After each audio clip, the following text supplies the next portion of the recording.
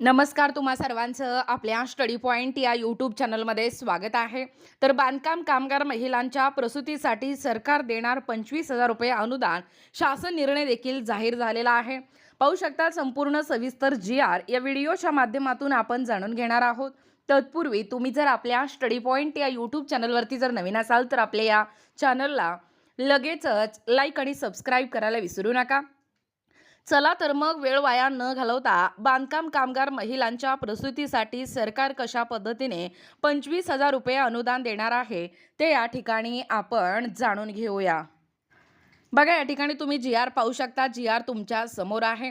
सामाजिक सुरक्षा संहिता 2020च्या अनुषंगाने महाराष्ट्र इमारत व इतर बांधकाम कामगार कल्याणकारी मंडळ मुंबई अंतर्गत नोंदित जीवित किंवा सक्रिय महिला बांधकाम कामगारांना प्रसूती सहाय्य योजना लागू करण्याबाबत महाराष्ट्र शासन दिनांक 13 जुलै 2026. बघा प्रस्तावना काय सांगतोय. इमारत व इतर बांधकाम क्षेत्रात काम करणाऱ्या कामगारांच्या रोजगारांचे व सेवा शर्तीचे नियमन करण्यासाठी तसेच बांधकाम कामगारांची सुरक्षा, आरोग्य आणि त्यांच्याकरिता कल्याणकारी उपाययोजना करण्यासाठी केंद्र शासनाने इमारत व इतर बांधकाम कामगार रोजगार विनियमन व सेवा शर्ती अधिनियम 1996 लागू केला होता. त्यास अनुसरून इमारत व इतर बांधकाम कामगार रोजगार विनियमन व सेवा शर्ती अधिनियम 1996च्या या अंमलबजावणीसाठी महाराष्ट्र इमारत व इतर बांधकाम कामगार रोजगार विनिमय सेवा शर्ती नियम 2007 तयार करण्यात आले आहे. सदर अधिनियमाच्या कलम 18 अन्वये राज्यात महाराष्ट्र इमारत व इतर बांधकाम कामगार कल्याणकारी मंडळाची स्थापना या ठिकाणी करण्यात आली आहे. इमारत व इतर बांधकाम कामगार उपकर अधिनियम 1996च्या कलम 3(1) नुसार केंद्र शासनाने दिनांक 26/6/1996च्या या अधिसूचनेद्वारे एकूण प्रकल्प खर्चाच्या 1% म्हणजे जमिनीचे मूल्य वगळता इतका उपकर निश्चित केला आहे. राज्यातील इमारत व इतर बांधकाम क्षेत्रामध्ये काम करणाऱ्या कामगारांची मंडळामार्फत नोंदणी व नूतनीकरण करण्यात येऊन मंडळाकडे जमा होणाऱ्या उपकरांच्या निधीमधून या मंडळामार्फत नोंदित सक्रिय जीवित बांधकाम कामगारांकरिता विविध कल्याणकारी योजना राबवल्या जात आहेत. यापूर्वी शासनाच्या दिनांक 30/11/2023 रोजीच्या या अधिसूचनेन्वये मंडळांतर्गत नोंदित सक्रिय जीवित महिला बांधकाम या ठिकाणी या बांधकाम कामगाराकरिता विविध कल्याणकारी योजना राबवल्या जात आहे. यापूर्वी शासनाच्या दिनांक 30/11/2023 रोजीच्या अधिसूचनेन्वये मंडळांतर्गत नोंदित सक्रिय जीवित महिला बांधकाम कामगाराच्या नैसर्गिक प्रसूती आणि सिझेरियन प्रसूती अनुक्रमे रक्कम 15,000 आणि रक्कम 20,000 एवढ्या रकमेची अर्थसहाय्याची योजना राबवण्यात येत होती. तदनंतर शासनाच्या संदर्भीय क्रमांक 5 येथील पत्रान्वये सदरहू योजना बंद करण्यात आली. केंद्र शासनाने 29 कामगार कायदे निरसित करून 4 नवीन कामगार संहिताची म्हणजे लेबर कोड्स अंमलबजावणी दिनांक 21/11/2025 पासून संपूर्ण देशात सुरू केली आहे.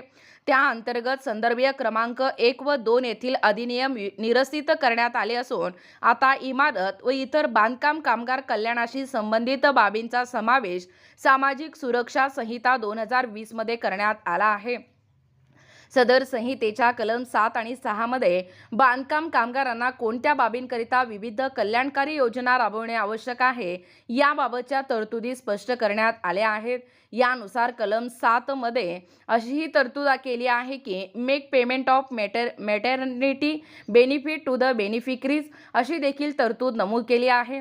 याच तरतुदीस अनुसरून मंडळाने दिनांक 12/5/2026 रोजीच्या बैठकीत ठराव देखील पारित करून संदर्भीय क्रमांक 10 अन्वये मंडळांतर्गत नोंदित जीवित सक्रिय महिला बांधकाम कामगारांना प्रसूती लाभ योजना लागू करण्याबाबतचा प्रस्ताव हे शासनास सादर केला आहे. महिला बांधकाम कामगार या प्रसूतीनंतर बालसंगोपनाच्या जबाबदारीमुळे कामावर जाऊ शकत नाही. त्यामुळे बांधकाम क्षेत्रातील महिला कामगारांची प्रसूती दरम्यानची आर्थिक सुरक्षितता व आरोग्य यासाठी तसेच माता नवजात बालकांचे कुपोषण टाळण्यासाठी त्यांना सहाय्य करण्याकरिता यापूर्वी शासनाच्या संदर्भीय क्रमांक 5 येथील पत्रान्वये बंद करण्यात आलेली योजना आता सामाजिक सुरक्षा संहितेमध्ये उक्त नमूद तरतुदीनुसार सुधारित प्रसूती सहाय्य योजना लागू करण्याची बाब शासनाच्या विचाराधीन होती. बघा शासन निर्णय काय सांगतोय.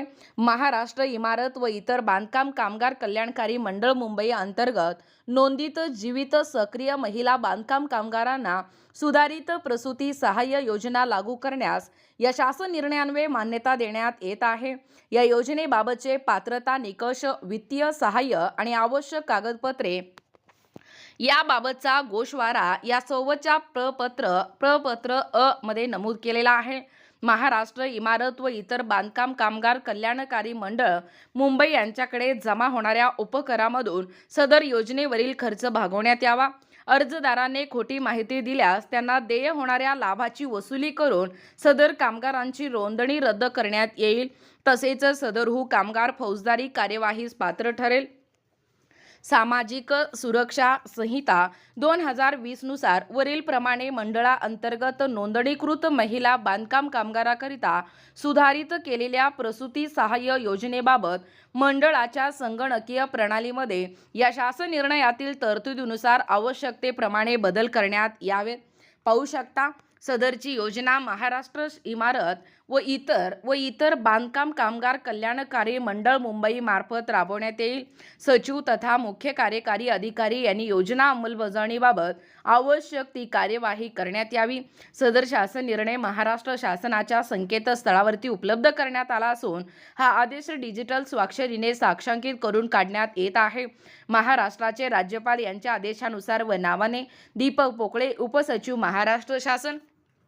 बघा एकूणच अशा पद्धतीने या ठिकाणी बांधकाम कामगार महिलांच्या प्रसूतीसाठी सरकार आता 25,000 रुपये अनुदान देणार आहे. शासन निर्णय देखील जाहीर झालेला आहे. याबद्दल संपूर्ण सविस्तर शासन निर्णय या व्हिडिओच्या माध्यमातून जाणून घेण्याचा प्रयत्न केलेला आहोत. अशाच प्रकारे नाविन्यपूर्ण, महत्त्वपूर्ण, ताज्या घडामोडी पाहण्यासाठी आपल्या स्टडी पॉइंट या यूट्यूब चॅनलला सबस्क्राईब करा. भेटूया अशाच प्रकारच्या पुन्हा नवीन व्हिडिओमध्ये. तोपर्यंत धन्यवाद.